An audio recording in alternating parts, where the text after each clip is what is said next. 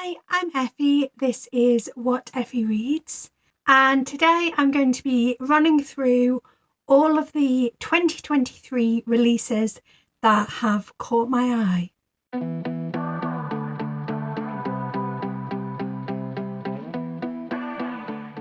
We've got a little bit of a different setup today. Still cozy in the hooded blanket because it is winter and it is snowy outside. But I've got you on my desk at the moment because what we're going to be doing is we're going to be running through my Amazon wish list of 2023 releases. Basically, the way I use Amazon wish lists is kind of like a way of bookmarking books that have kind of caught my eye. So essentially, throughout the whole of 2022, and I mean this pretty much literally, the earliest entry on my wish list was from February, and I'm pretty sure that was carried over from a previous one. So this is a wish list that's been a year in the making. So basically what we're going to do is we're going to go through my wish list together and see what the different books are about. I believe there are over 200 entries on my wish list, so I won't be spending too much time on each book. And it should be in chronological order, or at least it was at the point that I organised it. If release dates have changed since I organised it, I apologise, but it should be in chronological order by release date. So now grab yourself a drink, maybe a snack, because I'm sure this is going to be a long one. Let's get cozy, settle in, and let's see what's on my 2023 wish list. So first on the list we have Fangirl Friday by Kirsty Mosley. This reckons is meant to come out on the 31st of December this year. However, it has no picture for the cover, and it's not even listed on Amazon yet, so whether it's actually going to come out this December, I don't know. But basically it says, have you ever met the future father of your children but then accidentally friend-zoned him? And colour me intrigued. Required reading for the disenfranchised freshman by Kristen R. Lee. This is a fictional story involving racism at an elite university. 1,000,000 to 1 is a heist story, I think set on the Titanic. The Agency for Scandal by Laura Wood is, I think it's Regency, I hope it's Regency, like a Regency era all women detective agency. Just sounds amazing. The Midnight Game is a kind of urban legend based thing, you know, the kind of thing where it's like if you say Bloody Mary 3 times in front of a mirror, then she appears, like that kind of thing. Actually, that's kind of creepy because the only light I've got on right now is my softbox, so it's actually quite dark in the library. So the less said about like ghostly things, but it sounds really good. This Cursed Crown by Alexandra Overy. I believe it was meant to come out at the end of this year, but it's now coming out at the start of next year.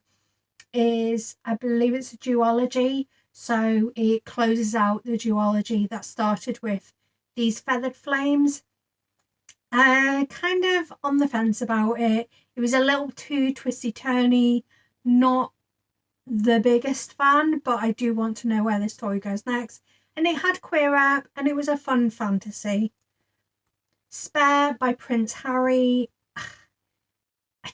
This is one that I'm sort of on the fence about, but like every time I see it, I'm like, kind of curious to see what he has to say. And like of the royal family is the only one I can even barely stand. Now She Is a Witch by Kirsty Logan is meant to be a witchy story unlike anything you've ever read. It centers around a woman who buried her mother in the poison garden so that no one would find her. I don't know, I really enjoyed the gloaming, so I'm very interested in that. The Things We Do to Our Friends by Heather Darwant is possibly one of the books I am most excited to read in 2023. It's been compared to Promising Young Woman, which I absolutely adored. I thought it was utterly fantastic. So I'm very interested to see where it goes. I think it's set in Edinburgh, and it's got a friend group that are doing a project that would be frowned upon. Just very, very interesting. Mary Kubica is bringing out Just the Nicest Couple, which is a thriller involving a couple of couples. I don't remember very much, but Mary Kubica has a new thriller out. I think I've read one Mary Kubica, but they're one of those authors that I feel like I should love, even though I haven't really read much from them. The Queering by Brooke Skipstone sounds utterly adorable. Basically, it's a 70-year-old author who, trapped in a loveless marriage, has kind of used writing lesbian romances as a way of expressing herself, and then she ends up trapped between a murderer and a homophobic podcaster. It sounds like it's going to be really quirky and irreverent, but also just a whole bunch of laughs. Godkiller by Hannah Kaner is about, I'm going to say, an assassin / mercenary who goes around killing gods until she finds one that she can't kill. And then they form this agreement or whatnot, and they go on a quest to try and basically get some wishes granted. A Dark Inheritance by H.F. Asquith is a young man about to turn 18 years old, and so far 3 of his 4 brothers are dead, and he believes there's a curse that stops them from reaching 18 years and being able to claim their inheritance. The Marriage Act by John Mars is the newest speculative fiction from him, so set in the same world as The One. It's very kind of dark mirror-y, and in this one, a corrupt, twisted government decides that the solution for all the woes in society is to make marriage like the law. Eve of Man book 3 is on Amazon. Oh, it's been pushed back to next year. I was going to say, it's saying that it's meant to be out next month, but doesn't have a cover or a description. But I see that it's been pushed back to 2024, which it had already been pushed back in the past, so I'm just going to move it to my 2024 list. Yes, I've already started my 2024 list. Central Places is about a woman who is the daughter of a Chinese immigrant, and as soon as she could move out of her small town, she moved to New York, created a new self and a new life, and now she has to go back to her small town with her husband, I'm not sure, and sort of confront the changes that she's made in herself. River of Wrath, I think, is the second book in the series. I basically put it on the list because I love that cover. I haven't read the first book in the series, hadn't even heard of the first book in the series, but that cover's gorgeous. Chain of Thorns is the third book in the Last Hours series, which is set in the Shadowhunters world. Chronologically, it takes place maybe 20-30 years after the events of the Infernal Devices. And yeah, I just want to see where the story goes next. I've had kind of like middling feelings about the story so far, but it's kind of one of those junk food books where you just kind of get lost in the world and don't think too deeply about it. Final Offer by Lauren Asher is the third book in the Dreamland Billionaires series. It's another one of these books or these authors rather, that I've decided I must like despite never having read any books from them. So of course I put the new book on my list. Wayward, I think, is 3 women at different points in history and something? No. The blurb of Wayward doesn't tell you very much, but essentially I think the final line of it probably sums it up. I'm guessing, I haven't read it. It says, weaving together stories of 3 women across 5 centuries. It's about female resilience and the transformative power of the natural world. Unseelie is about a set of twins. The protag is called Seely. That isn't her proper name, but that's what she gets called. And she's a autistic changeling, which sounds really intriguing. And she also has magic that she doesn't have a good grasp on. And part of her story is that she needs to get a grasp on her magic for reasons. The One That Got Away by Charlotte Rickson. 2 people have like a wonderful night, like love each other, think each other's the one, and then something happens and they aren't together. 20 years later, a bomb or a terrorist attack, something dramatic happens in the city where one of them lives, and the other one is trying to find them and sort of come to terms with everything that happened the night they first met. I thought it was going to be a second chance romance, but the blurb makes it very clear that this isn't a romance. So I'm thinking it's going to be something along the lines of Last Night by Vari McFarlane, which was billed as a romance very misleadingly, but it isn't really a romance. It's more about the dramatic things that happened last night. I really, really enjoyed it, but don't go into it thinking it's a romance. And I think The One That Got Away is going to have similar energy.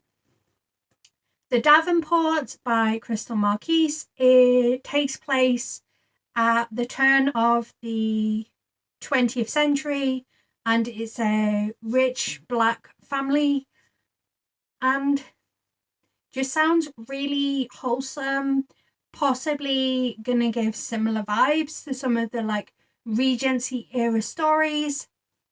Definitely intrigued to see how it is, really. Like a Curse is the sequel to Like a Charm by Elle McNichol. I haven't read Like a Charm because I found out that it was going to be a series and didn't want to pick up the first book and have to wait for the rest. I don't know if there's going to be more than 2 books in the series, but I probably will use this as an excuse to read Like a Charm, and will probably pick up Like a Curse as well. These Infinite Threads by Tahara Mafi is the sequel to This Woven Kingdom. I really enjoyed it. It just had a very good atmosphere to it. The characters were very compelling, and I'm very interested to see where the story goes next. This Time It's Real by Anne Liang. And So this is a fake dating story where our protagonist makes up a story about how she met the love of her life in school and it made her popular and kind of gave her everything she wanted, except it wasn't real. But then one of her classmates basically says, well, I'll pretend to be your boyfriend. And then it goes how fake dating goes, I presume. A Game of Life and Death by Trina Campbell. A young woman must go undercover at a gaming company, tech company, to find out how it relates to the death of her sister, which I think no one but her thinks it was a murder. The Black Queen by Jamata Emil sounds absolutely fantastic. I am so hyped for it. Essentially, a school decides that this year they want to have a black homecoming queen, and the person that originally thought she was going to be homecoming queen is spitting feathers about it, and she gets caught in a video on the night of homecoming basically saying that she wished she'd killed the girl that became homecoming queen. And then lo and behold, said queen turns up dead, and it's trying to like figure out what happened, and it also kind of uncovers the homecoming queen's secrets and whatnot. The Girl Who Broke the Sea by A. Connors is about a somewhat troubled teen who agrees to move to, I think it's an oil rig like 3 miles below the sea, and then creepy things are happening. I really want it to be supernatural. Whether it is or not, I think will make a difference in whether I think I will enjoy it or not, but hopefully it's supernatural and proper creepy. You Think You Know Me by Ayan Mohammed is a story of a Muslim girl who kind of keeps her head down, tries to sort of blend in because people are awful, and then someone is murdered and suddenly Muslims are being questioned and she's got to kind of like stand up for herself and her family. Hungry Ghost by Victoria Ying is a graphic novel that explores eating disorders, and yeah, can't really say too much more about that. Always the Almost by Edward Underhill sounds absolutely adorable, so I'm going to bring up the blurb and read it to you. I'm not doing it for most books, but this one sounds so adorable. Every line sounded even cuter. So it says, 16-year-old trans boy Miles Jacobson has 2 New Year's resolutions. 1, win back his ex-boyfriend and star of the football team, Shane McIntyre. And 2, finally beat his slimy arch nemesis at the Midwest's biggest classical piano competition. But that's not going to be so easy. For one thing, Shane broke up with Miles 2 weeks after Miles came out as trans. And now Shane's stubbornly ignoring him, even when they literally bump into each other. Plus, Miles' new, slightly terrifying piano teacher keeps telling him that he's playing like he doesn't know who he is, whatever that means. Then Miles meets the new boy in town, Eric Mendez, a proudly queer cartoonist from Seattle who asks his pronouns, cares about art as much as he does, and makes his stomach flutter. Not what he needs to be focusing on right now. But after Eric and Miles pretend to date so they can score an invite to a couples-only Valentine's party, the ruse turns real with a kiss, which is also definitely not in the plan. If only Miles could figure out why Eric likes him so much. After all, it's not like he's cool or confident or comfortable in his own skin. He's not even good enough at piano to get his fellow competitors to respect him, especially now as Miles. Nothing's ever been as easy for him as for other people, other boys. He's only ever been almost enough. So why, when he's with Eric, does it feel like the only person he's ever really not been enough for is himself? It just sounds so wholesome, and I desperately want to read it ASAP. Mame by Jessica George. So this is about a woman who is expected to do all these things like caretaking duties and like kind of being like a stand-in mother, and she has to deal with all those familial obligations and the warring sense of who she is, or at least that's what I take from the blurb. Content warning, everything by Akwaeke Emezi. Apart from reading the first chapter of Dear Centurion, I haven't read any Akwaeke Emezi, but once again, they're an author that I've convinced myself are one of my favourites, even though I've not really read anything from them.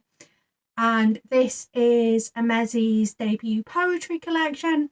Not much of a poetry reader, but I'm not opposed to poetry. I just feel like I don't possess the tools to critically analyse poetry. But yeah, looking forward to it. And that title is Everything. The Last Tale of the Flower Bride by Roshni Trotsky. Apparently I can't say that author's name. I know that V. Schwab has blurbed this book and loved it, so that's already a tick in the box for me. And it's described as a sumptuous gothic story about obsessive female friendship cursed to end in tragedy, a marriage unravelled by dark secrets, and the danger of believing in fairy tales. Just sounds like something I'm going to really enjoy. Murder Your Employer by Rupert Holmes. Pretty much, I'm just going to go on. That title sounds amazing. I know it's fiction. I mean, it'd be a bit worrisome if it wasn't fiction, but that sounds like it's going to be a lot of fun. Lost in the Moment and Found by Shauna Maguire is the 8th Wayward Children novel. I really enjoy the Wayward Children novels. They are portal fantasies about children finding alternative worlds where they are able to truly be themselves and kind of fit in. But I like going into them not knowing too much, so I don't think I've actually read the blurb because I want to go in without any kind of preconceived notions. What Lies in the Woods by Kate Alice Marshall.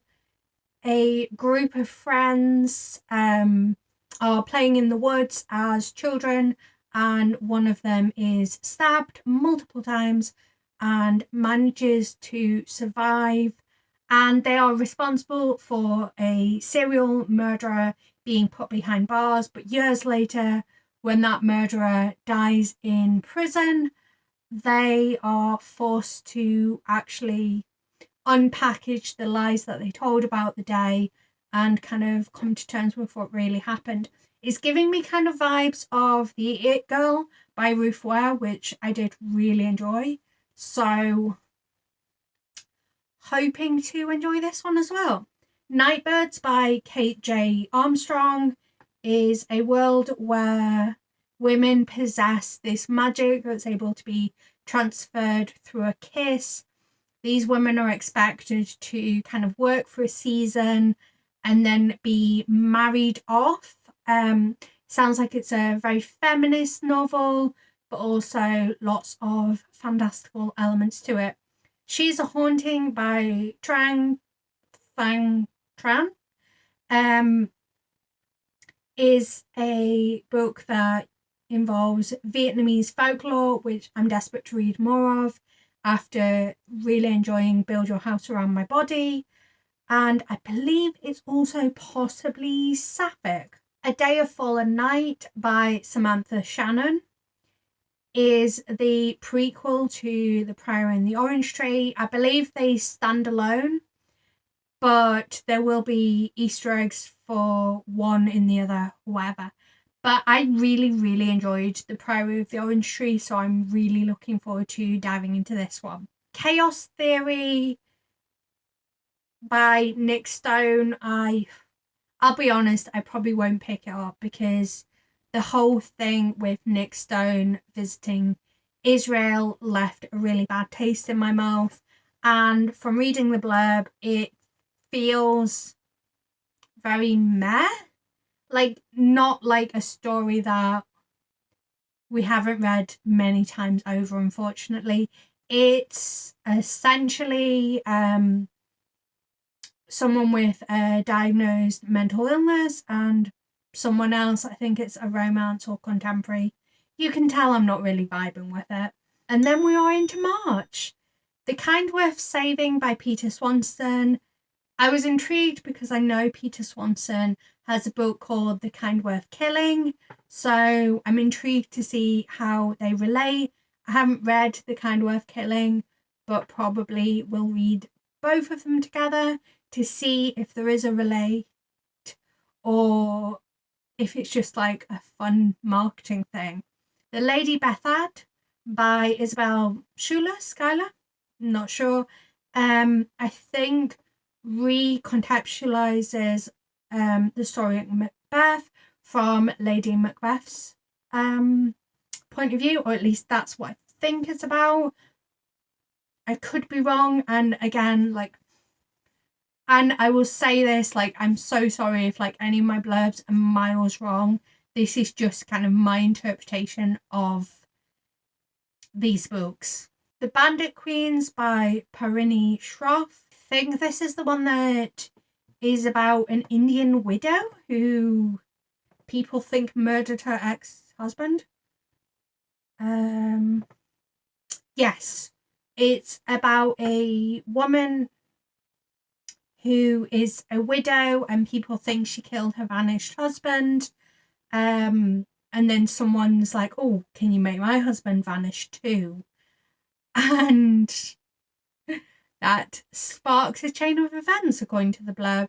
It's meant to be irreverent and it's described as a fresh take on a feminist revenge thriller, both of which sound just perfectly my cup of tea. For her consideration is a sapphic story involving a woman who ghostwrites emails for celebrities and a celebrity that wants to get more familiar than she's used to. On the Savage Side by Tiffany McDaniel is based on a true unsolved set of murders. I really enjoyed The Summer That Melted Everything, so very excited to read more Tiffany McDaniel. I know I've got Betty on my shelves, but apparently I just haven't gotten to that one yet. What the World Doesn't See by Mel Darbin, I think is going to be quite irreverent.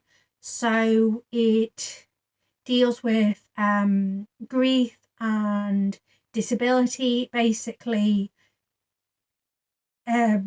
this guy gets kidnapped by his friend or his sister. It's not quite clear what their relationship is from the blurb, to try and do something. Maybe I should bring up the blurb because I'm definitely thoroughly butchering this blurb more than the other things. I think they are brother and sister, and basically Maudie kidnaps Jake to try and put their family back together. Not quite sure how it all works, but it sounds like it has the potential to be interesting and fun. Missing Clarissa is about it's a fiction, but it's about an unsolved missing person case, and it says it's for fans of A Good Girl's Guide to Murder, and it's two friends start a true crime podcast, and it sort of starts unraveling a lot of things. The Curator by Owen King.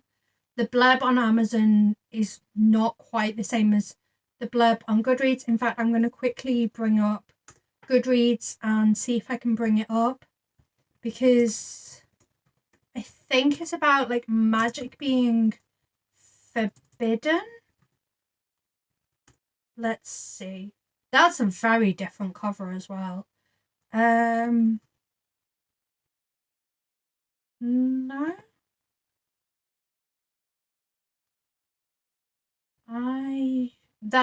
They must have changed the blurb since I added it. But I think Holly Black's blurb, I don't usually like go by other authors' blurbs of books, but it says half fairy tale and half historical account of a revolution that never was, which has me very intrigued. The Candy House gave me Black Mirror vibes. It is a book that's already out, but I've specifically put the paperback edition on my wish list. So the paperback edition's coming out in March. And yeah, want to read it. A Witch's Guide to Fake Dating a Demon by Sarah Hawley. I don't need to know too much more about that, just that sounds like my perfect kind of book. Well, for when I'm in that kind of mood. Pinata by Leopoldo Gout is described as a head full of ghosts meets Mexican Gothic, and a woman unearths an artifact in Mexico and it leads to malevolent and unexplained events. It sounds creepy, full of horror vibes, just perfection. The Nature of Secrets by Deborah Webb is the second book in a series. The first book, so they're kind of like crime, mystery, thriller type things. And you're following, I want to say she's a disgraced lawyer who's also widowed.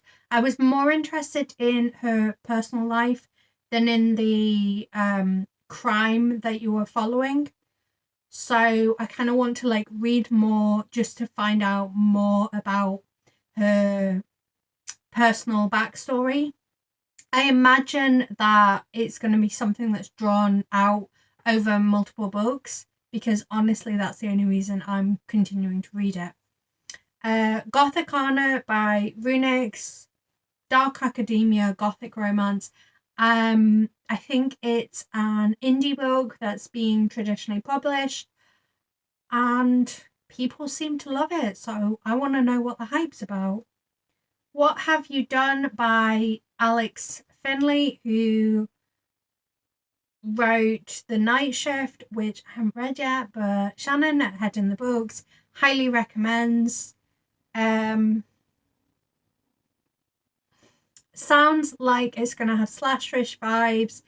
A group of people who grew up together in a foster home are brought together as someone's trying to murder them. Lies We Sing to the Sea by Sarah Underwood, I think is a Odyssey retelling, but I have a feeling this is the one where the author admitted in an interview to having never read the Odyssey and yet has decided to write an Odyssey retelling. Fair enough. The Foxglove King by Hannah Witten. It involves a death magic and a young woman who has been asked to use her death magic to solve a mystery for the king. Vera Wong's Unsolicited Advice for Murderers by Jessie Sutanto. This, I believe, is a cozy mystery where a woman decides to get to the bottom of a murder that happens, I think, in her cafe or something, because she feels like who better than herself to uncover the mystery. Happy Head by Josh Silver, a radical program to try and cure teenage depression or something. It's one of those blurbs that I find very difficult to get a grip on what it's truly about and what it's truly going to be like. But I'm keeping my eye on it. How I'll Kill You by Ren DeStefano. It just sounds absolutely brilliant, this book. I think it's like a family tradition to find a man and kill him. So Sissy has an interesting family. Always the careful one, always the cautious one. She has handled the cleanup, while her serial killer sisters have carved a path of carnage across the US. Now, as they arrive in the Arizona heat, Sissy must step up and embrace the family pastime of making a man fall in love and then murdering him. Just sounds brilliant, and it sounds like it's potentially going to be hilarious. I mean, they could try and play it straight, but I don't think you can play that kind of book straight. Into the Light by Mark Oshiro. I can never remember what Mark Oshiro book I've read, but I adored it. It's described as for fans of Courtney Summers and Tiffany D. Jackson, and I think it's got like cult vibes, and there's an unidentified body being found, and yeah, it just sounds great, and I like Mark Oshiro's writing, so very interested in picking up their newest book. Hell Breaks Loose by Derek Landy is a prequel to Skullduggery Pleasant. I am only 3 books into the series. I really enjoy the series, but I don't own book 4. I own book 5 and 6, so I'd have to either buy book 4 or I would have to listen to the audiobook, and I just haven't gotten around to continuing the series yet. Games for Dead Girls by Jen Williams is a thriller, I believe. Yes, maybe. Oh, maybe it's not a thriller, actually. It looks like it might have fantastical elements, but it's also tracking a string of missing girls. The Secrets of Heartwood Hall sounds like a gothic haunted house type thing with many secrets. Jamie by L.D. Lipinski is a story of a non-binary person called Jamie who finds out that in year 7 they will be separated from their best friends, as there'll be a boys' school and a girls' school, and then they realise where's the place for them. And it just sounds like it's going to be really wholesome and love a non-binary middle grade. Chaos and Flame by Tessa Grattan and Justina Ireland. I didn't even realise it says it's perfect for fans of Iron Widow and Legendborn. That sounds brilliant. We've got Darling Seabrook, whose family was murdered by House Dragon, and she's looking for revenge. And then we've got Talon Goldhoard, who finds out that Caspian, who I presume is his brother, has been painting Darling Seabrook for years. It sounds really good and interesting. I'm not opposed to a good bit of YA fantasy, and that cover's really cute as well. Like, look at that dragon. It's so cute. And one to April. Woo! House of Cotton by Monica Brashears. It follows a young woman who's broke and effectively an orphan, and she is, well, I'm going to take it literally, but I don't know if it is literally. She's haunted by the ghost of her grandmother, and she also takes a job modelling at a funeral home. It sounds really intriguing and very different, and just exactly the kind of thing I would enjoy. The House is on Fire tells the story from 4 different POVs about a popular theatre that ends up growing up in flames one night. The Home for Wayward Girls by Marcia Brady is a book about these horrendous camps where they abduct troubled teens and like take them to the middle of nowhere and like try and like make them behave. I can't remember the name of them, but it's that kind of thing. Anda and Santi by Johnny Garzavilla is, I believe, a queer romance where at least one of them is an undocumented immigrant. Blood Debts is set in New Orleans and is full of magic and politicking as people are trying to seize power. Carmen and Grace by Melissa Cos Aquino is a Latinx crime drama about two cousins lured into the underground drug trade and the inexplicable ties that bind them as one woman seeks power and the other seeks a way out. Bad Influence is a YA, but I think it's gonna lean more towards young YA about a girl that like wants to be popular but is rated the lowest out of all the girls in her school, and she's finding that her TikToks of her cello playing aren't getting her what she wants. She then agrees to do something misguided and she ends up being branded as a bad influence. Royal Blood by Amy Carter is billed as being for fans of The King is Dead and Red, White and Royal Blue, and it's about the illegitimate daughter of the King of England who then gets involved in a murder mystery. It sounds like it could be a lot of fun, a little bit silly, but very enjoyable. The First Move by Jenny Ireland is two different people who don't realize that they know each other through online chess, and they both use it as an escape. One of the characters has arthritis. They're both teens, so it's got rap of arthritis at a young age. Just sounds really cute. The Fiance Farce by Alexandria Belflor. A woman pretends that she's in a relationship with one of the cover models for a book, and said cover model is the heiress to a publishing company, but she needs to be married to claim her inheritance.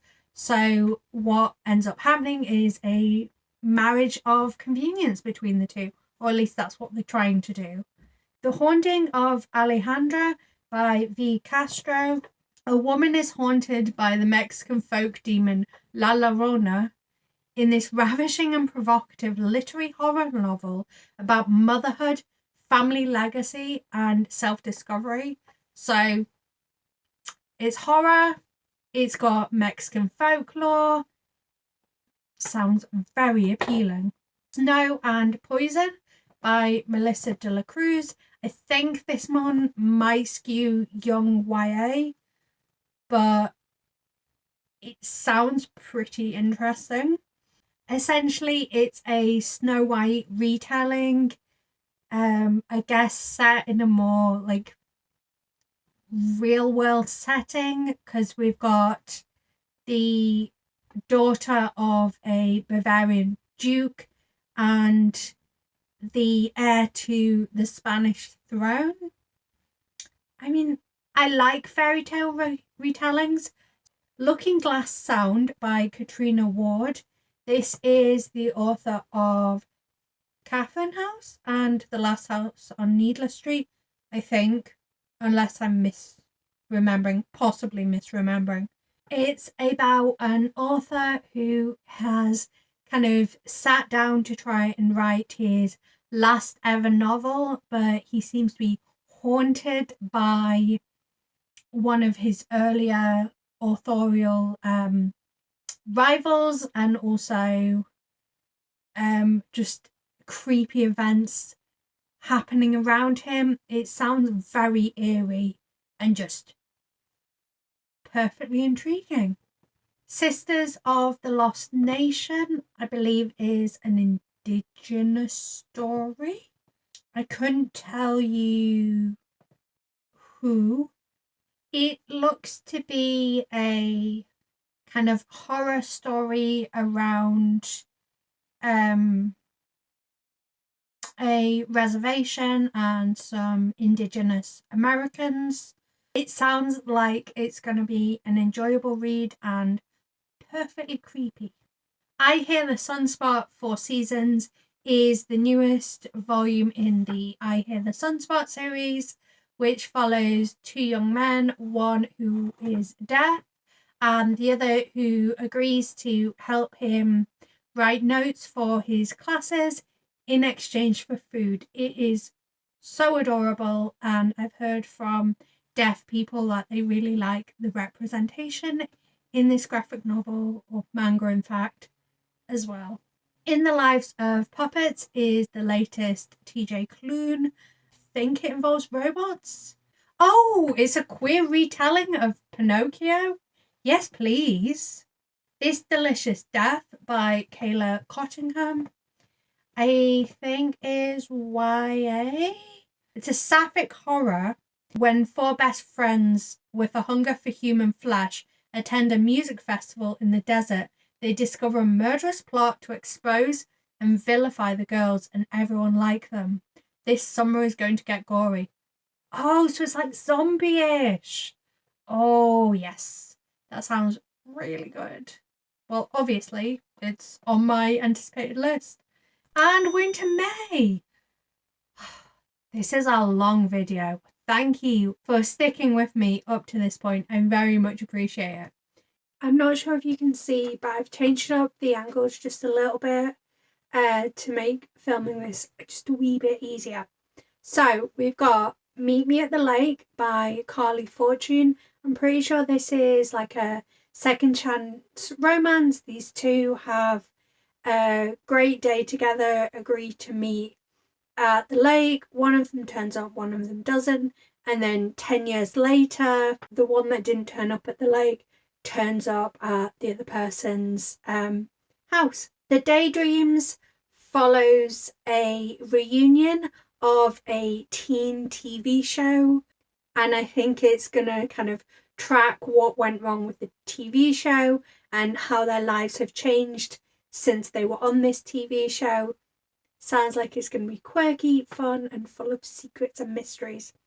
The Perfect Ones follows a missing social media influencer and seems to be like a domestic thriller where we're uncovering all kinds of people's secrets, and that the missing social media influencer was the only one that really saw behind people's facades. The Golden Frog Games is the sequel to Witchlings, which I absolutely loved. So I'm very excited to read this. I think it's going to follow our core friend group as they take part in the Frog Games.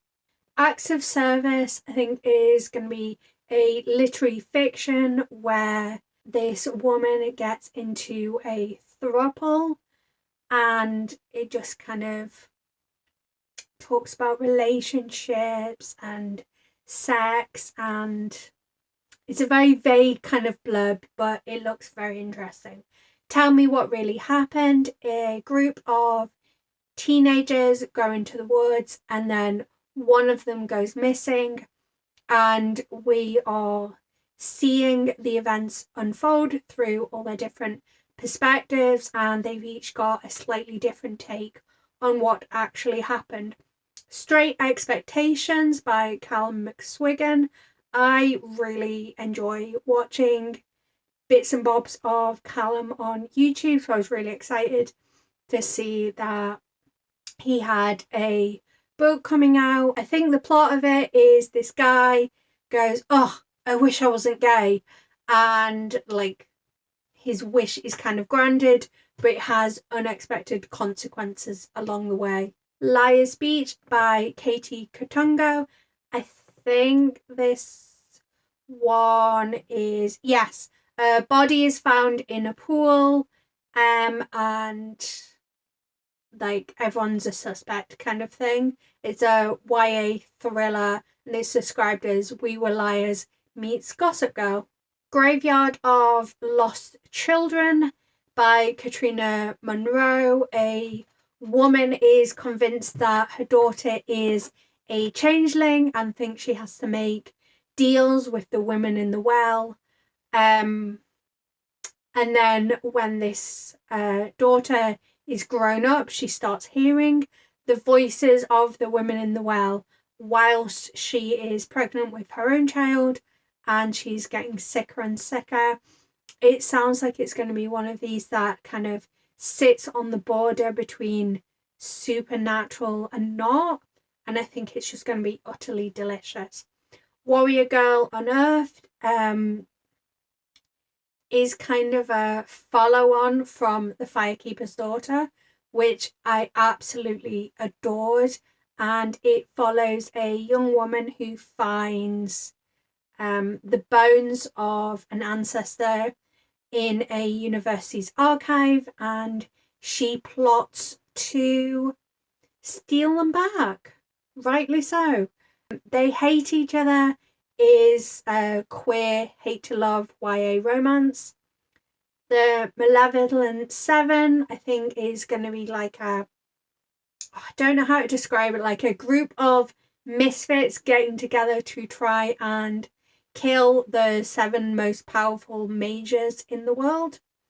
Small World by Caleb Azuma Nelson, who wrote Open Water, is a story of dance, and this guy loves to dance so much, and through his dancing he feels like he can connect to his father that he never really knew through his father's records. Broken Hearts and Zombie Parts by William Hussey. A young man is away to have a heart transplant, and he wants to do 2 things before he has his heart transplant.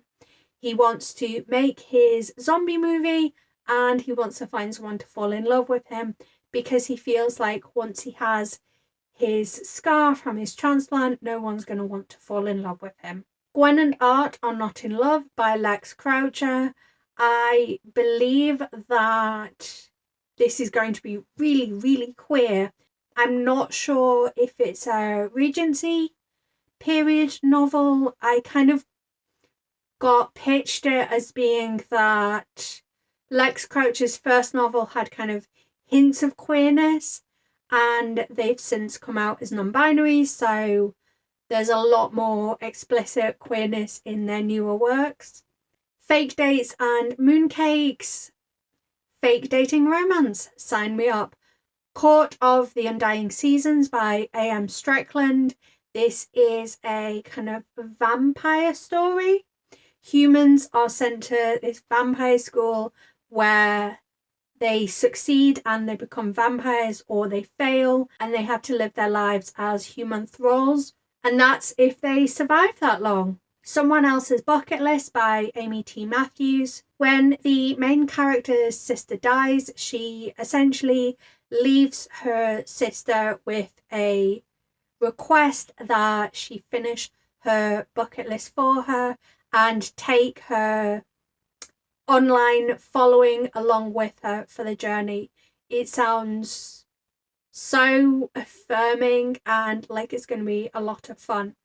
Ever Since by Elena Bruzas. I'm not sure if there's more to the story, but basically a teen that has a bit of a reputation ends up falling in love with her friend's boyfriend, and then discovers that her friend's boyfriend's sister is being groomed, and kind of she only knows the identity, and it's going to take guts for her to stand up and kind of reveal the situation that's happening. The Last One to Fall. A group of 6 friends gather together. One of them falls to their death and the other 5 are suspects.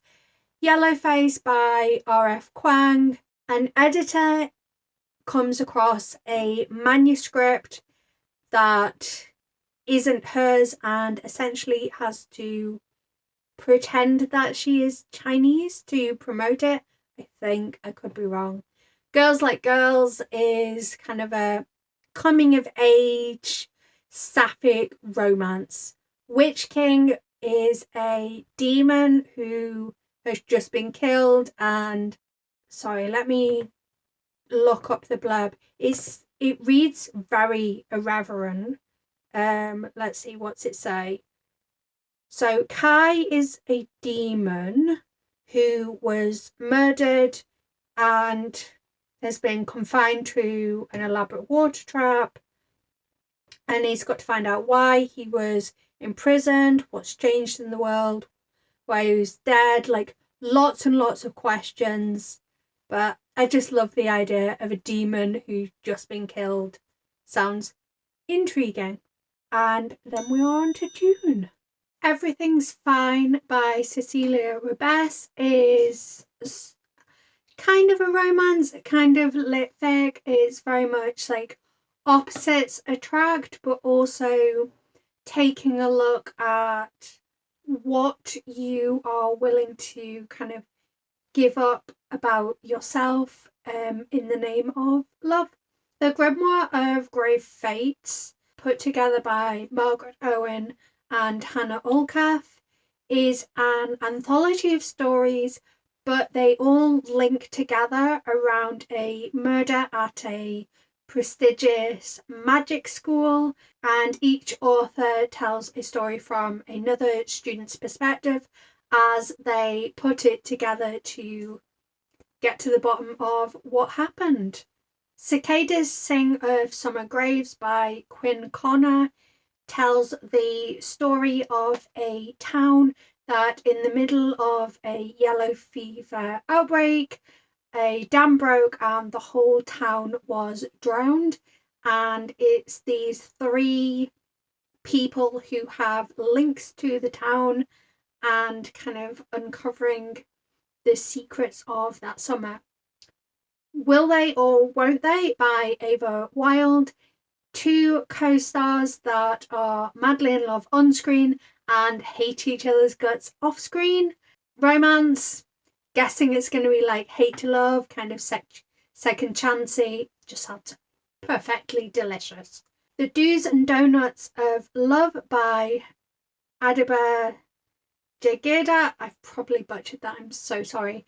A young girl enters a junior baking competition, and one of her competitors is someone she hates, but as the two contestants of colour, they end up forming a bond, and then someone sabotages her, and she's not sure if it's a girl that she's having feelings for or if it's the person that was her rival. Juicy Juicy. My Own Worst Enemy by Lily Linden. A recently graduated actress is looking for the parts of short-haired 20-something lesbian, and whilst casting one day she comes across another actress who is also very much the same type, and she is crushing on her, but also they are rivals because they're after the same parts. The Shadow Cabinet is the sequel to Her Majesty's Royal Coven, and I am desperate to know what happens next. And I won't say any more about that because spoilers for Her Majesty's Royal Coven, and you really need to read it. To Have and to Heist by Sarah Dasai. A woman has to put together a jewellery heist in the middle of wedding season to help her friend. The Drowning Woman by Robin Harding. A homeless woman saves a woman from apparently drowning one day. The woman is not too happy to be saved, but also an unlikely friendship is formed in the process. The Surviving Sky by Kritika H. Rao. The last vestiges of humanity live on these like floating greenery island things, and they're held together by science and magic. And one of the leading people in holding them together is accused of pushing his powers into places he shouldn't. It sounds very intriguing and a very different kind of fantasy as well. Borrow My Heart by Casey West. A woman overhears a guy being teased for being catfishing online and pretends to be his online crush. Something Close to Magic is a kind of soft, cozy fantasy where a baker ends up having to go on a quest. Going by Coastal by Dahlia Adler is a sliding door story where in one scenario a girl would be living with one of her parents and end up with the guy she never saw coming, and in the other scenario she'd be living with her other parent and go after the girl she's been like madly crushing on. When It All Syncs Up by Maya Amiyar is about a black ballerina who is struggling with racism and being told that she isn't the right look for prestigious ballet schools and sort of struggling to find her place in the world. The Fraud Squad by Kyla Zhao. A woman tries to kind of con herself into high society with the help of her friends. It's giving me kind of Inventing Anna vibes. The Only One Left by Riley Sager. The sole survivor of a murder where the rest of her family were killed and she is believed to be the one that killed them all. Years later, tells her at home care assistant that she wants to give her the full story, but as things unfold, possibly things aren't what they seem. It kind of is giving me slightly Verity vibes. Where Echoes Die by Courtney Gould. This is described as being supernatural in the blurb, but I'm not really sure where the supernatural comes into this story.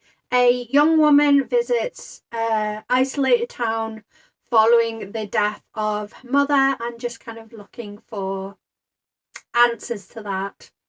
You're Not Supposed to Die Tonight by Kaylin Bayron is a sort of slashery kind of YA novel where a young woman plays a final girl at a full contact horror attraction along with a whole group of people, and then people start going missing and then one turns up dead and she realizes that final girl might become more of a reality than just acting. Business or Pleasure by Rachel Lynn Solomon.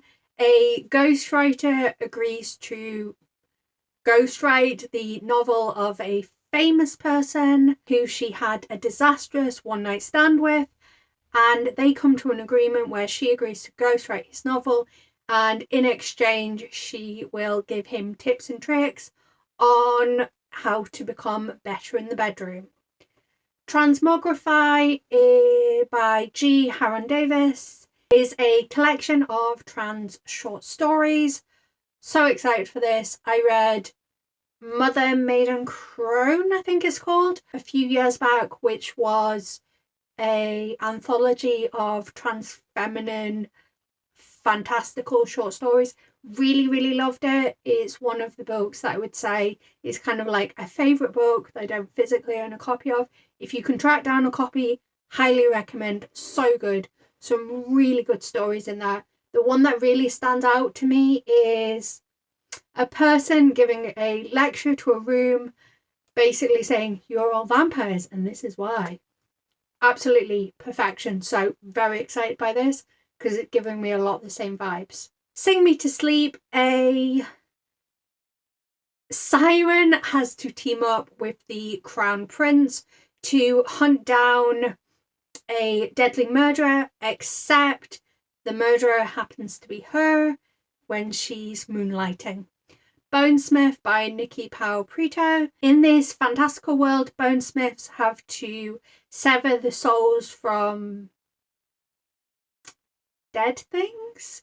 Otherwise, you have something like Whites and White Walkers from Game of Thrones ends up failing in a task to become like the best of the best bonesmith, so takes on a impossible type challenge to try and make a name for herself.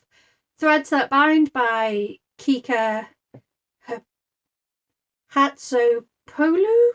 Inspired by Greek mythology, this person is kind of descended from the Fates, and she's able to see the threads that connect people, and she uses that as a private investigator. And then one day she discovers that someone has been killed, and she can see that the person that killed them, their thread was already cut, which means they should have been long dead. And she teams up with a witness, and the witness can't see the threads, but she realizes that this witness is her destiny because she sees the thread between them.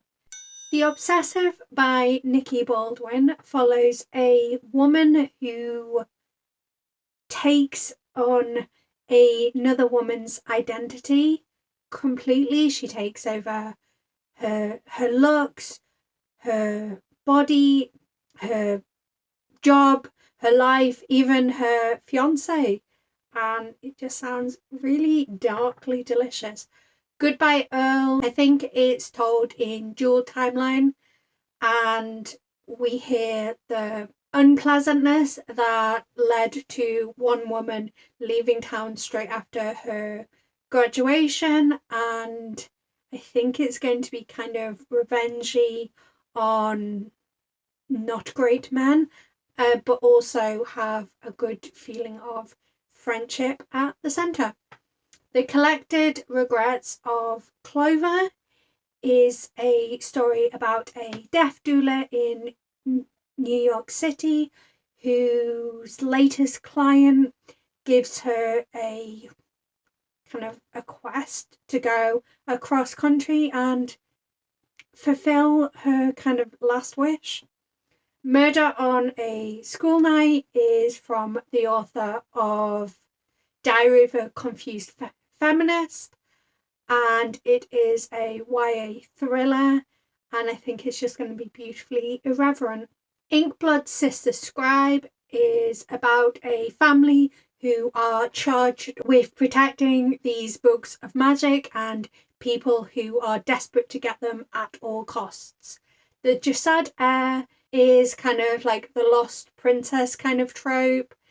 Her whole family is murdered and she kind of escapes. She's got hidden magic, and then one day she has to make a deal with kind of the enemy, that in exchange for her participating in these games and whatnot, she will help track down the kind of lost people of her kingdom so that they can be murdered. And then as time goes on, she realizes that that's not a good idea.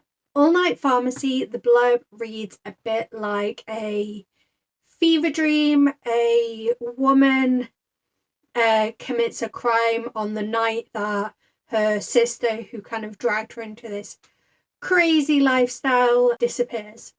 The Prince and the Apocalypse by Cara McDowell. A young woman teams up with the Prince of England to try and get her back home to America in time for the end of the world. Give Me a Sign by Anna Sortino. A young woman who feels like she's not deaf enough to be able to say that she's capital D deaf, but she also does have hearing loss, so she doesn't feel like she's part of the hearing community either. Signs up to be a counsellor at a summer camp for deaf and blind youth, and she kind of learns about herself and maybe falls in love along the way. Ripe by Sarah Rose Etter. is a dark look at one woman's life in Silicon Valley. A twisted love story by Samantha Downing. Two people that really shouldn't be together and have quite a tumultuous relationship that they keep breaking up and getting back together, end up working together when the police are trying to investigate when one of them may have murdered someone after one of their breakups. The Third Daughter by Adrian Tooley is a fantasy where it's foretold that the chosen one will be the third daughter of the third daughter. When that girl is born, she then displaces the eldest daughter of the queen as heir to the throne. So the eldest daughter tries to put her sister out of the picture, but then mistakes happen and it sort of is a bit Sleeping Beauty but sapphic. Sounds lovely. Silver Nitrate is about a cursed horror movie. Camp Damascus by Chuck Tingle is about a gay conversion camp and it is a campy horror. The Whispers is the second novel from the author of The Push, and I, for one, am very excited to read what she's written next. The Sun and the Void by Gabriela Romero Lacruz is steeped in South American folklore and it's a fantasy and it sounds brilliant. I realise I'm doing a really, really bad job of these blurbs, but I am trying. I'm trying to find the balance between speaking about over 200 books and not making this video insanely long. Immortal Longings by Chloe Gong is based on Shakespeare's Antony and Cleopatra. Bring Me Your Midnight by Rachel Griffin, the author of The Nature of Witches and Wild is the Witch, I think. Neither of which I've read, but another one of these authors that I feel like I'm gonna like, even though I haven't read any of their work. In this story, the witches dispel their magic into the water on a certain day, but the protagonist misses the ritual and ends up with way too much power. So she's torn between the person that she is betrothed to and someone that says they can help her handle her magic. Thornhedge by T. Kingfisher has a toady heroine who has to put a blessing on a newborn child, kind of a la Sleeping Beauty, but things aren't quite what they seem, I think. The blurb doesn't give too much away, but the fact that it's got a toady protag just drew me straight in. The Wren in the Holly Library, I think it's only got a one sentence blurb. Let's have a quick nosy. Oh yeah, it just says, a darker shade of magic meets 6 of crows in this alternate day New York where monsters live among humankind. Well, I mean, I do like a darker shade of magic. Family Law by Elizabeth Acevedo is a multi-generational story where a woman decides that she wants to have her wake while she's still alive. The Boy You Always Wanted by Michelle Quetch. Not sure. It doesn't have a blurb on Amazon. Let's see if I can bring one up on Goodreads. I hate Goodreads. I don't particularly use it, but what was it? The Boy You Wanted? Yeah, The Boy You Always Wanted. It even has a cover on Goodreads. Oh, it does have a blurb. Oh, cute. So it's asking a family friend to like be adopted into the family. Oh, that's cute. Yeah, I like that. That sounds lovely. Don't Want to Be Your Monster is two vampire brothers that have to work together to get to the bottom of some murders. The Kismet Connection by Anaya Devarajan. A girl has various predictions placed on her life, and she's determined to prove them wrong. One of them being that the first boy that she ends up in a relationship with, she will end up with. So she gets into a relationship with someone that she thinks she will never fall for. And then obviously the predictable happens. Medusa's Sisters by Lauren J.A. Burr is a reimagining of the Sisters of Medusa. Mr. Magic is about a group of people that won a TV show that ended quite dramatically, called Mr. Magic, and they're the only ones that know what happened, and they're trying to piece it together, and also supernatural things are happening. I mean, I read Hyde, wasn't a massive fan, but interested to see what Kirsten White does next. The Still Black Waters is a thriller, mystery, crime, something. And dead women keep turning up in the lake. My Roommate is a Vampire by Jenna Levine is a romance between someone who moves in with someone who is a vampire. I did a really bad job. Let's have a quick look to see if the blurb says any more than that. Like, I think it's just kind of quirky. Oh gosh. True love is at stake in this charming debut romantic comedy. Yeah, so she has to move in with someone because rent be expensive. So it's kind of romancy. Well, it is a romance. Like, I like vampires. I'm on board for it. All These Sunken Souls, a black horror anthology edited by Circe Moskowitz. I am on board for that. I don't often like short stories, but I do like the ability to have a little bit of a taste of different authors and the stories they are putting out. New Adult by Timothy Janowski is a queer male reimagining of 13 going on 30, and I am so here for it. Teach the Torches to Burn by Caleb Roerig is a queer male reimagining of Romeo and Juliet.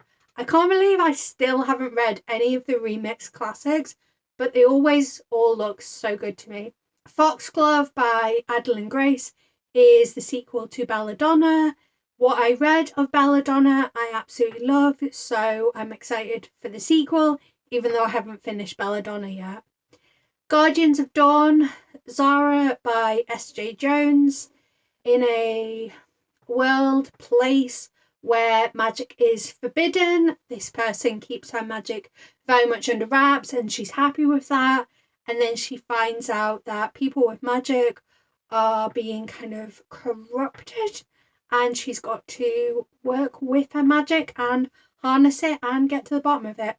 The Infinity Particle by Wendy Zhu is not showing a blurb on Amazon, so let's have a look on Goodreads. The Infinity Particle.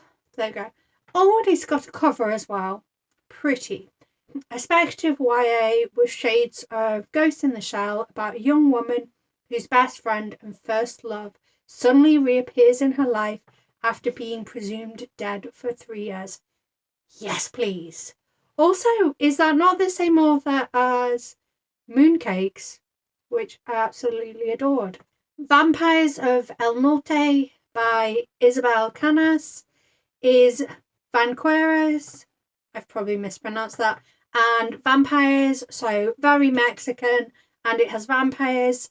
Yes, please. Heavenly Tyrant by Shirin J. Zhao is the sequel to Iron Widow, and I need it like last year, please. House of Marion by J.L. is a magical story where a young woman has to go through the process of becoming a debutante in order to gain the skills to suppress her forbidden magic. The Scarlet Veil, I believe, is vampire-y. Again, it doesn't have a blurb on Amazon, but I'm pretty sure it is very, very... Why can't I? Oh, it would help if I put the title in or the author, not try to mix the two. So, yes, so it's a vampire romance. 6 months have passed since Sally took her sacred vows and joined the ranks of the chasseurs as their first huntswoman. With her fiancé Jean-Luc as captain, she is determined to find her foothold in a new role and help protect Belterra. But whispers from her past still haunt her, and a new evil is rising, one that Sally must vanquish unless she falls prey to the darkness. So that's not giving too much away, but I think by this point in the video, we've established I like a vampire. Swordcatcher by Cassandra Clare is, I think, her first non-Shadowhunters novel. And from what little there is of a synopsis so far, I think it primarily follows a guy who is hired to be the body double of a unworthy prince. A Study in Drowning by Ava Reid follows a woman who from a young age has dreamt of the Fairy King, and she finds solace in a storybook that she's had since she was young of killing the Fairy King. My memory is not serving me very well. I think because I've been at this for hours, I'm not remembering the synopses very well, so I'm just going to look up a study in drowning by Ava Reid. She's always believed in fairy tales because she's been haunted by visions of the Fairy King, and she loved the story about a mortal girl who fell in love with the Fairy King, then destroyed him, and then questions of the author's legitimacy and story are raised, and they have to find out the secrets. Last Seen Online by Lauren James. Again, my memory's just not sticking with me. I think for the rest of the list, what I'll do is I'll look at the blurb with you because I'm just not keeping stuff in my mind at the moment. So this is another book that's following a TV show that has long ended, and in this one it was cancelled amongst a sea of scandal when an actor died, and now they are investigating a decades-old murder case. Moss Heart's Promise by Rebecca Mix. It follows a character who finds out that they are living in a terrarium that they should have escaped 100 years ago. The Invocations is, I think, a murder mystery in a world where only girls can do magic and men seek to control them. The Marble Queen by Anna Kopp and Gabriel Carey follows a queen or princess who has to form a marriage alliance for the sake of her kingdom, and she agrees to the sister of a other kingdom's prince, leader, whatnot. Borrow a Boyfriend Club by Paige Powers. A young boy joins the Borrow a Boyfriend Club to try and ensure that people see him as his gender, and there's also elements of fake dating. Son of Blood and Ruins, I believe, is a reimagining of The Legend of Zorro with like Mexican and I can't remember the word. It begins with meso. No, it's gone. But folklore elements to it. If I Have to Be Haunted by Miranda Sun, a young woman resurrects her nemesis using her ghost speaking powers and may end up falling in love along the way. Mindbreaker by Kate Dillon. It takes place in the same world as Mindwalker but isn't a sequel. Haven't read Mindwalker yet. Plan to in the near future. The Thursday Murder Club book 4 is obviously the 4th book in the series. It doesn't have a title yet. I am intrigued because I thought this series was a trilogy, but I'm not going to be mad at that. This Dark Descent, I can't remember. Like I say, my memory of things is just going. Okay, so steeped in Jewish folklore, dual POV YA fantasy, where the daughter of a famous horse breeder, a black market enchanter, an ambitious heir must work together to win a cutthroat magical horse race. Sounds intriguing enough. The Mermaid of Black Rock by Tanya Byrne. A group of fishermen fish a girl out of the middle of the sea, and then things turn dark when this same group of fishermen end up dying on their next trip out. Mermaids Never Drown, edited by Zoraida Cordova and Natalie C. Parker. I really enjoyed Vampires Never Get Old, so I'm so hyped for this. And the one after, which I think is Fairies, but I could be wrong. I just think they're a really good anthology series, and I enjoyed that the editors did little snippets about the folklore between each tale. The Wake Up Call by Beth O'Leary is a story set in a hotel where two rivals end up returning a wedding ring, and they get a reward, and the hotel realizes this might be a way of turning their fortunes around. Not sure too much other than that, but sounds intriguing. I really enjoyed the switch, so I want to read more Beth O'Leary, even if that blurb doesn't really tell me that much about the story. Like I say, unfortunately, I'm not retaining information in my brain for very long, so we'll just go through the rest of the list together. Also, as we're getting into the final 3 months of 2023, a lot more of the books are not listed on Amazon, so we're going to have to use Goodreads a bit more. 10 Things That Never Happened by Alexis Hall is the 3rd book in the London Calling series. So that's boyfriend material, husband material, and then we're now going to have 10 Things That Never Happened.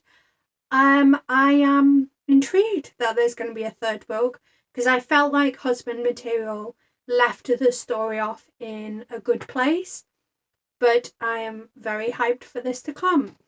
The next book on my list that I've got is The Scarlet Alchemist by Kylie Lee Baker.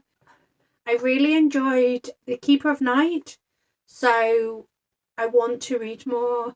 I haven't read the sequel to The Keeper of Night yet, but it is on my list of ones I want to read pretty soon.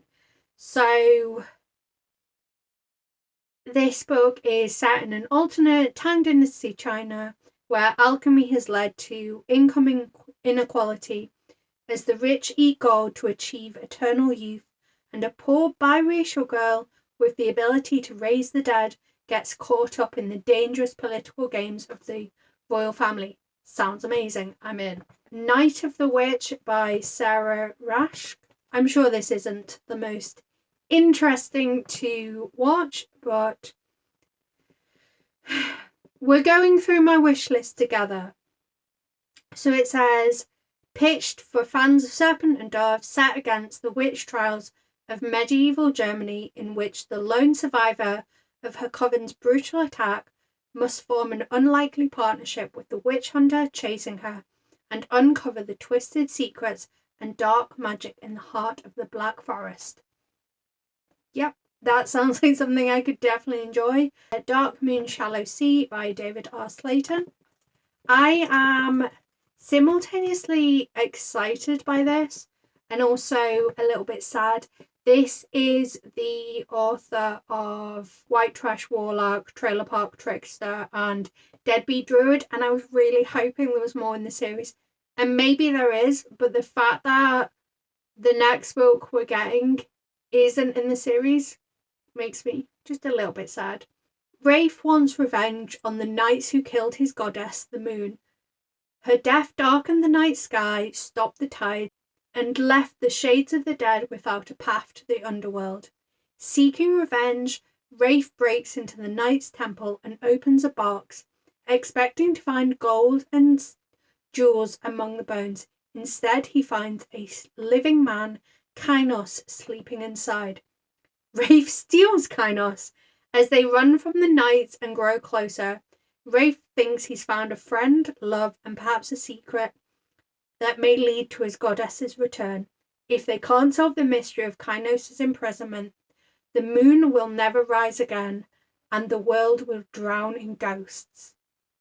I mean, if I wasn't already on board because I really enjoyed this author's previous work, this blurb definitely has me well and truly on board.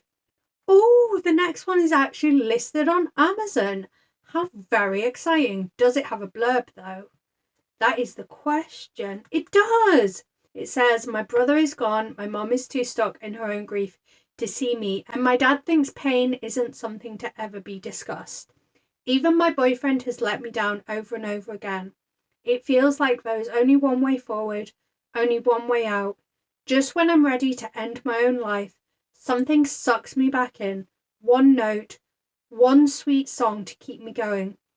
Those melodic melodies sweetly singing in my ears give me hope. Each morning I figure, what's one more day? One day for someone to see me, to hear me, to save me. But can they? Will they? Intriguing. Threads of Power, Book 1 by V. Schwab. Very, very hyped for it. I'm predicting it's out on the 3rd of October, but we'll see if I'm correct. It takes place, I want to say it's like 7 years after the end of the third book in the Shades of Magic series, and we're following characters old and characters new, and I'm so looking forward to it. The last one by Rachel Housel Hall. This is a really short blurb. When a young woman awakens naked in a field, she learns that the world is dying and that she is the only one that can save it from an evil, destructive force, herself. Is this going to link to a book? No, it is not. So I don't know who the Night Hunt is by. So this could be interesting. Oh, I think I have an Excel spreadsheet. So what I will do is I will put the author's name somewhere on screen. So if you want to look it up, you can do. And I will also update my wish list so it says who the author is. Unfortunately, I can't go any further than that. Ghost Roast by Chanel Gibbs. Ghost Roast delivers a paranormal adventure full of first crushes, lost histories, and the impossible task of fitting in when your dad is a professional ghost hunter. It's a standalone YA graphic novel. Yep, all of those things sound great. I mean, what more can I say? Silverborn is the 4th book in the Morrigan Crow series. I haven't read any Morrigan Crow, but it's another one where I'm like, oh well, I'm sure I'll enjoy it, even though I haven't read it. Unholy Terrors by Lyndall Clipston. Evelyn Blackthorne has devoted her life to the Wardens, necromantic warriors who guard against unholy monsters known as the Vespertine. Evelyn is desperate to prove herself, but unlike other Wardens, she is unable to wield magic. Necromancy? Unable to wield magic? So she's probably going to end up having magic by the end of it, and it's going to be dark and twisted. Yes, please. The Wild Hunt. Once an Iceni war chief, Hurler was tricked into spending 3 days in the fairy realm, but a century passed for each day she feasted, and when she and her followers emerged, it was to find the Iceni wiped out and Britain overrun. Cursed to bring death to all she meets, Hurler now presides over her grim court, dreaming of vengeance. 710 AD, orphaned and raised in a monastery on the edge of Dumnonia, 18-year-old Crider spends what she believes to be her last days in study until the Knight Inn of Wessex slays the king and lays waste to her home. Desperate to escape, she flees west, but when Crider loses her way on the moor, it's Hurler who assists her. Hurler realizes that to befriend Crider is to risk the girl's soul, and yet she finds herself drawn to the young scholar. Together, Hurler and Crider must walk a knife's edge between the living and the dead, the fairy realm and the war-torn land, in an effort to save a kingdom and ultimately their own souls. That's a very detailed blurb, but ain't mad at that. Starling House. I feel like we're so close to the end, and I'm so excited to be able to see the end is in sight. So Starling House by Alex E. Harrow, a contemporary gothic fairy tale about a small town haunted by a history it can't quite seem to bury, and the canny, clever young woman who finds herself drawn to the house that sits at the crossroads of it all. Starling House is odd and ugly and full of secrets, just like its heir. Opal knows better than to mess with haunted houses or brooding men, but it might be a chance to get her brother out of Eden, and it feels dangerously like something she's never had, a home. But she isn't the only one interested in the house, or the horrors and the wonders that lie beneath it. If Opal wants a home, she'll have to fight for it. She'll have to dig up her family's dark past and let herself dream of a brighter future. She'll have to go down, down into Underland and claw her way back to the light. That sounds really good. And I really enjoyed A Spindle Splintered and A Mirror Mended. I know they're shorter books, so they're not a good indication of what Alex E. Harrow's longer work is like, but they definitely make me want to pick up more work from them. Iris Kelly Doesn't Date by Aisling Herring Blake is the 3rd book in the Bright Falls series. I really enjoyed Delilah Green Doesn't Care, and I've got Astrid Parker Can't Fail sitting on my bookshelves. I just haven't had a chance to read it this year, but it's going to be quite an early priority for next year. Do Your Worst, I think it's about like murderous best friends. That doesn't tell me very much. I absolutely hate Goodreads with a fiery passion. Like, their search algorithm is absolute pants. Oh, I think it's been changed to up to no good, which is interesting. 2 best friends try to cover up an accidental murder in order to claim a surprise inheritance while avoiding the suspicions of a handsome PI. Maybe its UK title is Do Your Worst? Possibly. Gorgeous Gruesome Faces by Linda Cheng. Squid Game meets Wilder Girls? Yes, please. Debut YA sapphic horror Also, yes, please. So it says, follows a disgraced teen idol who comes face to face with the demons of her past in a glittering, cutthroat K-pop competition. Yep. Just all of the yep. Thank you very much. I will take that and I will devour it.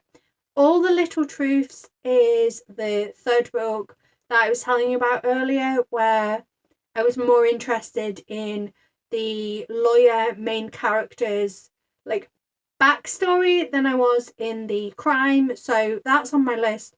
So I can keep an eye out and go, right, well, if I don't get the answers I want in book 2, hopefully I'll get them in book 3. Wish of the Wicked. I think this is like a twisted Cinderella, a bit like Misrule. That's the second book. I can't remember the name of it. Malice? Is Malice the first one? I think it's Malice and Misrule. So it's like a Cinderella version of that. What's it say? Bibbidi bobbidi blood. Everyone knows that a fairy godmother helped Cinderella get to the ball where she met the prince. No one knows that the fairy godmother's motives for helping Cinderella might not be as charming as they seem, until now. For centuries, the enchanted members of the Entente used their magic to keep the 13 queendoms in harmony, until the day that Queen Margaret outlawed magic, executed the Entente, and plunged the queendoms into war. Only one Entente survives. Alone and magicless, Pharaoh dreams of nothing but revenge. And the best way to reach the queen is through her son, Prince Matha, who is nearing the age when he will need a bride. But the closer Pharaoh gets to the prince, the more she finds herself drawn to him. To reclaim her magic and destroy the queen, Pharaoh will have to question what, and more importantly, who she's willing to sacrifice. This sounds so dark and delicious. Yes, please. Extraordinary 2022 Anniversary Edition. So Extraordinary came out last year.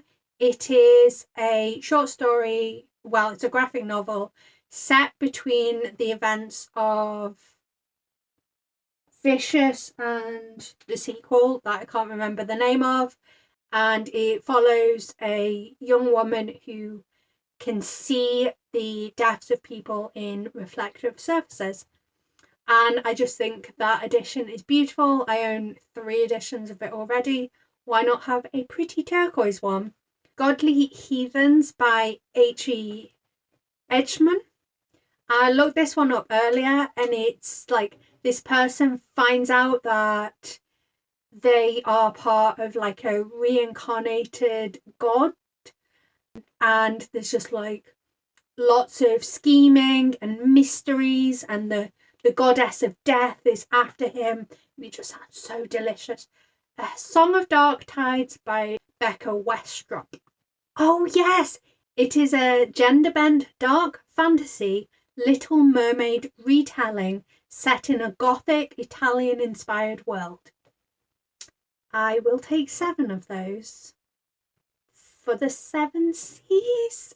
I don't know. Sanctuary of the Shadow by Aurora Asher. I think this one's got a really short and sweet blurb as well. Born Identity meets the magic system of Shadow and Bone with a compelling ensemble cast, high heat levels, and the political intrigue and rich lore in the style of The Witcher. That does sound delightful.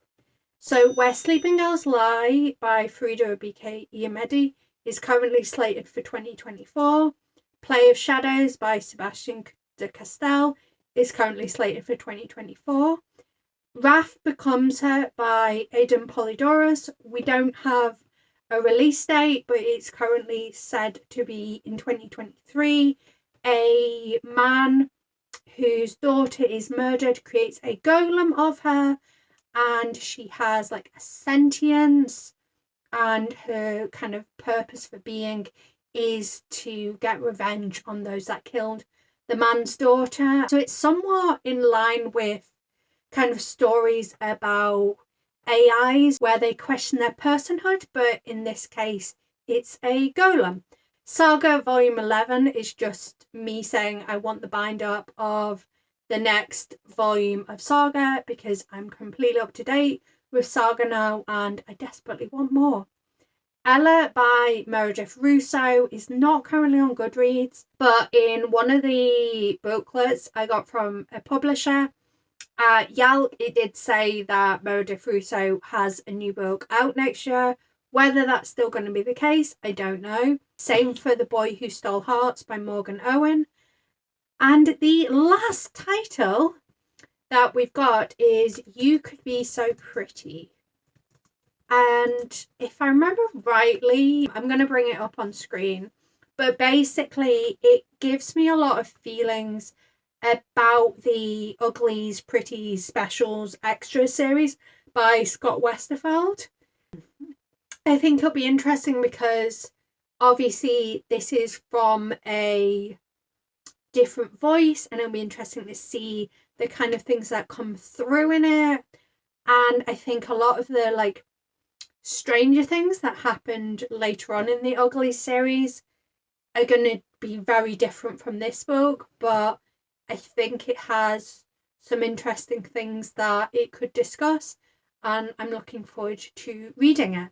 So we are the end of my list. I can't believe we finally reached the end of my list. I'm sure there's going to be titles that I haven't mentioned, but if you stuck here till the end, I want you to know from the bottom of my heart, I love you so much. You are amazing. Please tell me in the comments what books you are looking forward to in 2023. Tell me if I've let you know about any books that you didn't know were coming and are now excited for. And until next time, bye.